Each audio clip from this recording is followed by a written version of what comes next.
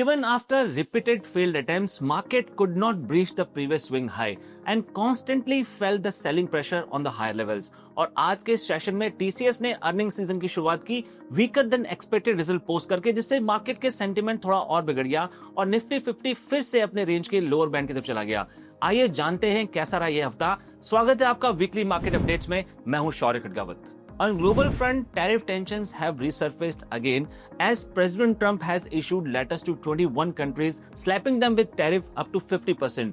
इस लिस्ट में ब्राजील का भी नाम शामिल है, जबकि ब्राजील का यूएस के साथ ट्रेड सरप्लस है। And the reasons were given that Brazilian administration is pursuing a witch hunt against the previous president and they are suppressing the democracy and attacking the freedom of speech. It clearly indicates that President Trump BRICS member nations के पीछे हैं, और जैसा कि उन्होंने अपने recent tweet में कहा भी कि that every country who is aligning with the ideologies of BRICS will be slapped with 10% of extra tariff. मतलब साफ है कि यूएस टैरिफ्स को सिर्फ ट्रेड डेफिसिट पूरा करने के लिए नहीं, बल्कि पॉलिटिकल लिवरेज और आर्म ट्विस्टिंग के लिए इस्तेमाल कर रहा है।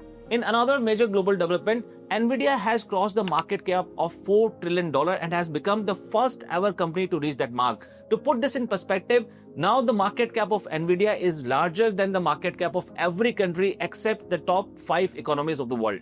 On the domestic front, earnings season has started and TCS has posted its number which were weaker than expected. खास तौर पर constant currency revenue में 3.1% का डिक्लाइन दिखा गया, जो कि सभी ब्रोकरेज और मार्केट को पसंद नहीं आया। The only silver lining in the TCS results were that they have performed well in the BFSI segment and उसकी order book अभी भी काफी मजबूत है। On the India-US trade deal front, despite repeated indications from the US authorities that the deal is going to be signed very soon, yet we have not received any official announcement from both the sides. This delay clearly indicates of a possible stalemate, especially on the critical sector of GM crops, dairy and agriculture, which Indian government has marked as a red line and committed not to cross it. Going forward, investors will keep a close eye over the developments on the deal of US and India. This week, all the major indices, be it broader or frontline, are closed with the negative returns of close to 1 to 2%. जहां सभी indices में bank Nifty ने काफी robust performance दिखाई, week on week basis पे केवल 0.49% के negative returns के साथ बंद हुआ। वहीं निफ्टी 50 ने 25,250 के इंपॉर्टेंट क्रूशियल लेवल्स को ब्रीच करके 25,149 पे क्लोजिंग दी with 1.2% of losses on week basis. Mid cap और स्मॉल कैप इंडाइसेस भी 1.74 एंड 1.24% के नेगेटिव रिटर्न्स के साथ बंद हुए। For this week, almost all the sectors have closed in red zone with negative returns, except the two sectors of consumer goods and pharma, which managed to close with the positive territory, but with a very nominal gains. जहां consumer goods week on week basis पे 2.7% के gains के साथ बंद हुए, वहीं pharma sector ने 0.52% के नॉमिनल गेंस क्लॉक किए। नेगेटिव सेक्टर्स की बात करें तो मेटल और आईटी दोनों ही सेक्टर्स में करीब 3% की नरमी देखी गई। वहीं पीएसयू बैंक्स भी करीब 2.3% के नेगेटिव रिटर्न्स के साथ वीक ऑन वीक बेसिस पे बंद हुए। Surprisingly, FIs have turned net buyers for this week with more than 600 crore rupees of buying in the cash market. वहीं DIs ने अपनी बाइंग को जारी रखा और इस हफ्ते करीब 14,000 करोड़ की बाइंग कैश मार्केट में करते हुए नजर आए। हालांकि अगर हम डेरिवेटिव साइड्स की बात करें तो FIs are continuously building upon their short position. जहां हमने इस महीने की शुरुआत करीब 60% शॉर्ट से की थी, अब हम ऑलमोस्ट 75% शॉर्ट्स पे बैठे हुए हैं। Going forward, if Nifty 50 will breach the levels of 25,000, then we might see some more selling pressure from the FI side. Even after poor economic data and constantly higher interest rates, US markets are not budging at all. If you'll see, both the major indices of US markets, Dow Jones and Nasdaq, are trading almost on their near all-time highs.